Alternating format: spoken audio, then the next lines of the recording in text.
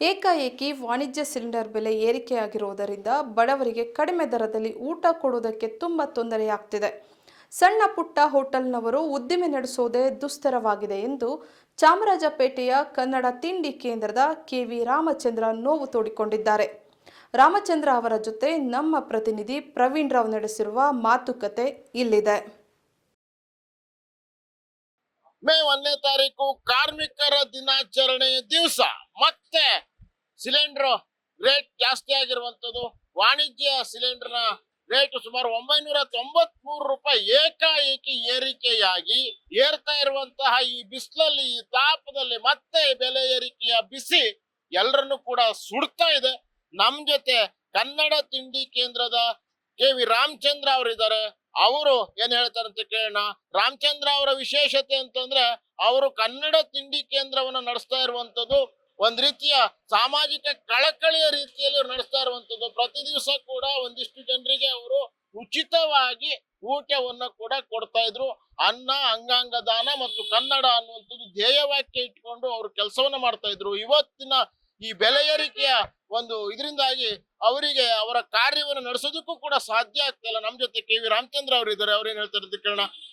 ಏಕಾಏಕಿ ಸಿಲಿಂಡರ್, ನೀವು ಮೊದಲು ಈ ಯುದ್ಧದ ಕಾರಣದಿಂದ ಈ ಒಂದು ಸಿಲಿಂಡರ್ ಪೂರೈಕೆ ಸ್ಥಗಿತಗೊಂಡಂತ ಸಂದರ್ಭದಲ್ಲಿ ನೀವು ಅಂಗಡಿಯನ್ನು ಕೂಡ ಕ್ಲೋಸ್ ಮಾಡಿದ್ರಿ. ಈಗ ಮತ್ತೆ ಆರಂಭ ಮಾಡಿದ್ದೀರಿ. ಮಾಡಿದ ತಕ್ಷಣಕ್ಕೆ ಮತ್ತೆ ರೇಟ್ ಜಾಸ್ತಿ ಆಗಿದೆ. ಏನ್ ಹೇಳ್ತೀರಾ? ಪಂಚರಾಜ್ಯದ ಚುನಾವಣೆಗಳು ಇವಾಗ ಮುಗ್ದಿದೆ. ಪಂಚರಾಜ್ಯಗಳ ಚುನಾವಣೆ ಮುಗಿತಾ ಇದ್ದಂಗೆನೆ ನಮ್ಮ ಭಾರತದ ಈ ನಮ್ಮ ಪ್ರಧಾನಮಂತ್ರಿಗಳಾದಂತ ನರೇಂದ್ರ ಮೋದಿ ಅವರು ಏಕಾಏಕಿ ಇದು 1,000 ರೂಪಾಯಿ, ಇದು ಹೆಚ್ಚು ಕಮ್ಮಿ 1,000 ರೂಪಾಯಿಗೆ ಇದು 7 ರೂಪಾಯಿ ಕಮ್ಮಿ ಒಂದು ಜಾಸ್ತಿ ಮಾಡಿದ್ದಾರೆ. ನಾವು ಇದು ಹೆಂಗೆ ಬದುಕೋಣ ಹೇಳಿ ಸ್ವಾಮಿ ನೀವು? ಇದು ಮೋದಿ ಅವರೇ, ನೀವ್ ಹೇಳ್ತಿರಲ್ಲ, ಅದೇನೋ ಹೇಳ್ತಿರಲ್ಲ ನೀವು, ಒಂದು ದೇಹ, ಒಂದು ಊಟ, ಒಂದು ಕಪಡ, ಒಂದು ಮಕಾನ್, ಅದೆಲ್ಲ ಹೇಳ್ತಿರಲ್ಲ. ನಾವ್ ಎಲ್ಲಿ ಮಾಡೋಣ ಹೇಳಿ ಸ್ವಾಮಿ ನಾವು ಊಟಕ್ಕೆ? ನಾವಿಲ್ಲಿ ಪ್ರತಿದಿನ 30 ಜನಕ್ಕೆ ಊಟ ಫ್ರೀಯಾಗಿ ಕೊಡ್ತಾ ಇದ್ರು. ಇವಾಗ ಕೊಡಕ್ ಕಷ್ಟ ಇದೆ, ಬಹಳ ಕಷ್ಟ ಇದೆ. ಯಾಕೆಂತಂದ್ರೆ ಪಾಪ ಬಂದ್ ಕೇಳ್ತಾರೆ, ಸಾರ್ ನಮ್ಗೆ ಅಂತ. ನಾವ್ ಏನ್ ಮಾಡೋಣ ಹೇಳಿ? 1,000 ರೂಪಾಯಿ ಜಾಸ್ತಿ ಮಾಡ್ಬಿಟ್ರೆ ನಾವ್ ಜೀವನ ಮಾಡಕ್ಕಾಗಲ್ಲ, ಬಹಳ ಕಷ್ಟ ಇದೆ.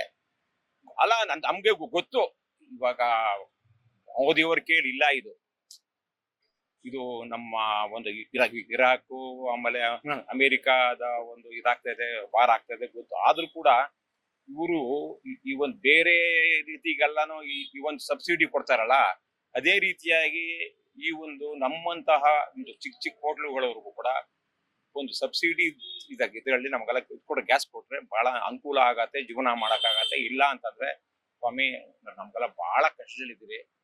ಯಾಕಂತಂದ್ರೆ ನಾವು ಕೊಡೋದೇ ಬಹಳ ಕಮ್ಮಿ ರೇಟಲ್ಲಿ ಕೊಡ್ತಾ ಇದ್ದೀರಿ. ಇವಾಗ ಒಂದು 4-5 ವರ್ಷ ಹಿಂದೆ ಈ ಒಂದು ಕರೋನಾ ಆಯ್ತು. ಕರೋನಾ ಆದ್ಮೇಲೆ ತಿರ್ಗಾ ಈ ವಾರ ಆಯ್ತು, ಒಂದು 4 ತಿಂಗಳಿಂದ. ಅವಾಗ್ಲೂ ಕೂಡ ಅಷ್ಟೇ ನಾವು ಸಿಲಿಂಡರ್ಗಳ ಬಹಳ ಕಷ್ಟಪಟ್ಟು ತಗೊಂಡಿದ್ರಿ. ಇವಾಗ ನೋಡಿದ್ರೆ ಇವಾಗ ಸರ್ಕಾರದವರನ್ನೇ ಇವಾಗ 1,000 ರೂಪಾಯಿ ಜಾಸ್ತಿ ಮಾಡ್ಬಿಟ್ಟಾರೆ. ನಾವ್ ಹೆಂಗ್ ಜೀವನ ಮಾಡೋದು ನೀವೇ ಹೇಳಿ ಸ್ವಾಮಿ?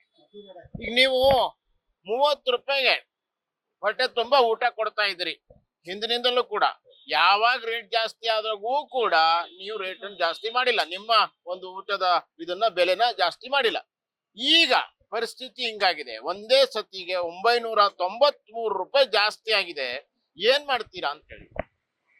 ನನ್ಗೆ ಏನು ಅಂತಂದ್ರೆ, ಈ ನಮ್ ತಿಂಡಿ ಕೇಂದ್ರಕ್ಕೆ ಬರೋರು, ಈ ಒಂದ್ ಮಧ್ಯಮ ವರ್ಗದವರು, ಆಟೋ ರಿಕ್ಷಾದವರು, ಆಮೇಲೆ ಕೂಲಿ ಕಾರ್ಮಿಕರುಗಳು ಅವ್ರು ಬರ್ತಾರೆ. ನಾನು ಇದಕ್ಕೆ ಯಾವ ರೀತಿಯಾಗಿ ನಾನು ಬೆಲೆ ಜಾಸ್ತಿ ಮಾಡಬೇಕು ಅಂತ ಹೇಳ್ಬಿಟ್ಟು ಚಿಂತನೆ ಮಾಡ್ತಾ ಇದ್ದೀನಿ. ಯಾಕೆ ಅಂತಂದ್ರೆ ಪಾಪ ನಮ್ ತಿಂಡಿ ಕೇಂದ್ರಕ್ಕೆ ಬರೋರೆಲ್ಲಾನು ಒಂದ್ ಮಧ್ಯಮ ವರ್ಗದವ್ರು ಬರ್ತಾರೆ, ಬಹಳ ಕಷ್ಟದಲ್ಲಿರೋರು ಬರ್ತಾರೆ. ಅಂತವ್ರಿಗೆ ನಾನು ಜಾಸ್ತಿ ಮಾಡಿದ್ರೆ ಅವ್ರಿಗೆ ಎಲ್ಲಿ ನೋವಾಗತ್ತೋ ಅನ್ನೋ ಒಂದು ಮನೋಭಾವ ನನಗಿದೆ. ಆದ್ರೆ ವಿಧಿ ಇಲ್ಲ, ಮಾಡ್ಲೇಬೇಕಾಗತ್ತೆ. ಅದೇನ್ ಮಾಡ್ಬೇಕು ಅನ್ನೋದು ನಾ ಸೋಮವಾರದ ಮೇಲೆ ಹೋಗ್ತೀನಿ. ಈಗ ನಿಮ್ಮ ಅಸೋಸಿಯೇಷನ್ ಏನಿದೆ, ಹೋಟೆಲ್ ಉದ್ಯಮದಾರರ ಒಂದು ಅಸೋಸಿಯೇಷನ್ ಇದೆ, ಅವರು ಇದಕ್ಕೆ ಯಾವ ರೀತಿ ಹೇಳ್ತಂದ್ರೆ, ನಿಮ್ಮ ಕಷ್ಟ ಕಾರ್ಪಣ್ಯಗಳು, ನಿಮ್ಮ ನೋವುಗಳು, ನೀವು ಒಂದ್ ರೀತಿ ಅನ್ನದಾತರಿದ್ದಾಗೆ, ಹೋಟ್ಲು ನಡೆಸೋರು ಅಂದ್ರೆ ಒಂದ್ ರೀತಿ ಅನ್ನದಾತ ಇದ್ರಾಗೆ, ಅದ್ರಲ್ಲೂ ನೀವು ಉಚಿತವಾಗಿ ಕೊಡ್ತೀರಿ, ಬಹಳ ಕಮ್ಮಿ ರೇಟಿಗೆ ಕೊಡ್ತೀರಿ. ಇಂಥ ಸಂದರ್ಭದಲ್ಲಿ ನಿಮ್ಮ ಒಂದು ಉದ್ಯಮದ ಸಂಘ ಏನ್ ಹೇಳ್ತದೆ ಅಂತ ಹೇಳಿ? ಇವಾಗ ನಮ್ಮ ಪಿ ಸಿ ರಾವ್ ಅವರು ಇದ್ದಾರೆ, ನಮ್ಮ ಹೋಟೆಲ್ ಸಂಘದ ಒಬ್ಬರಿದ್ದಾರೆ, ನಮ್ಮ ಅವರು ಇವತ್ತು ಮಾತಾಡಿದ್ದಾರೆ. ಈ ಒಂದು GST ಎಲ್ಲ ನೀವು ಕಮ್ಮಿ ಮಾಡಬೇಕು ಅಂತ ಹೇಳ್ಬಿಟ್ಟು ಒಂದು ಸರ್ಕಾರಕ್ಕೆ, ಕೇಂದ್ರ ಸರ್ಕಾರಕ್ಕೆ ಮನವಿ ಮಾಡ್ಕೊಂಡಿದ್ದಾರೆ. ನಾವು ಏನೇ ಹೇಳಿದ್ರು ಕೂಡ ಕೇಂದ್ರ ಸರ್ಕಾರದವರು ಏನು ಕಮ್ಮಿ ಏನು ಮಾಡಲ್ಲ. ಆದ್ರೆ ಮೋದಿ ಅವರು ಇದು ಏಕಾಏಕಿ 1,000 ರೂಪಾಯಿ ಜಾಸ್ತಿ ಮಾಡಿದ್ದು ಬಹಳ ಖಂಡನೀಯ.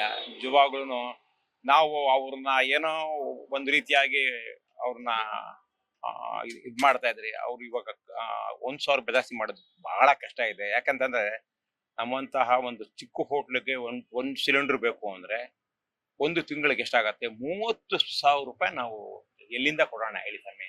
ಯಾಕಂತಂದ್ರೆ ಇವಾಗ ಎಲ್ಲಾ ಪದಾರ್ಥಗಳು ಜಾಸ್ತಿ. ಇದು ಎಣ್ಣೆ ಪದಾರ್ಥಗಳಿದೆಲ್ಲ, ಆ ಎಣ್ಣೆ ಪದಾರ್ಥಗಳೆಲ್ಲ ಜಾಸ್ತಿ ಆಗ್ಬಿಟ್ಟಿದೆ. ಇದು ಎಲ್ಲಾ ಕೇಳಿದ್ರೆ ಇವಾಗ ಈ ಒಂದು ದಾರ ತಗೊಳ್ಳಿ, ಅದನ್ನು ಜಾಸ್ತಿ ಆಗ್ಬಿಟ್ಟಿದೆ. ಇವನ್ ಪಾರ್ಸಲ್ ಶೀಟ್ ತಗೊಳ್ಳಿ, ಅದು ಕೂಡ ಜಾಸ್ತಿ ಆಗ್ಬಿಟ್ಟಿದೆ. ಎಲ್ಲ ಜಾಸ್ತಿ ಆಗ್ಬಿಟ್ಟಿದೆ. ಎಲ್ಲ ಜಾಸ್ತಿ ಆದಾಗ ನಾವು ಕೂಡ ಜಾಸ್ತಿ ಮಾಡ್ಲೇಬೇಕಾಗತ್ತೆ.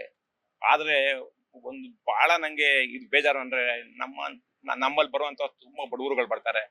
ಅವ್ರಿಗೆ ಇದು ಯಾವ ರೀತಿಯಾಗಿ ನಾನು ಇದು ಹೇಳಬೇಕು ಅಂತ ಹೇಳ್ಬಿಟ್ಟು ಬಹಳ ನಂಗೆ ಒಂದು ಬೇಜಾರಾಗ್ತಾ ಇದೆ. ಇದು KV ರಾಮಚಂದ್ರ ಅವರ ಹೇಳಿಕೆ ಆಗಿರುವಂತದ್ದು. ಕ್ಯಾಮರಾ ಪರ್ಸನ್ ಓಂ ಪ್ರಕಾಶ್ ಜೊತೆ ಪ್ರವೀಣ್ ರಾವ್, ಸಂಪೂರ್ಣ ನ್ಯೂಸ್, ಬೆಂಗಳೂರು. ಸಂಪೂರ್ಣ ನ್ಯೂಸ್, ಇದು ನೊಂದವರ ಧ್ವನಿ.